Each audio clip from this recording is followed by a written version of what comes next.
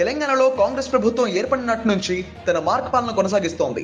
ఇప్పటికే రాష్ట్ర కోడ్ను టీఎస్ నుంచి టీజీగా మార్చిన రేవంత్ రెడ్డి సర్కార్ తెలంగాణ రాష్ట్ర చిహ్నం, రాష్ట్ర గీతం విషయంలోనూ పలు మార్పులు చేసింది. వాటిని జూన్ 2వ తేదీన ఆవిష్కరించే దిశగా అడుగులు వేస్తోంది. తాజాగా గత ప్రభుత్వం ప్రవేశపెట్టిన హరితహారం కార్యక్రమం విషయంలోనూ కీలక నిర్ణయం తీసుకుంటోంది. హరితహారం పేరును మార్చాలని కాంగ్రెస్ సర్కార్ ఫిక్స్ అయినట్టు తెలుస్తోంది.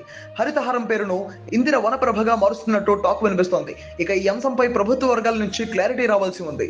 ఇదే పేరు ఫైనల్ చేస్తారా లేక మార్పులు చోటు చేసుకుంటాయా అనేది తేలాల్సి ఉంది.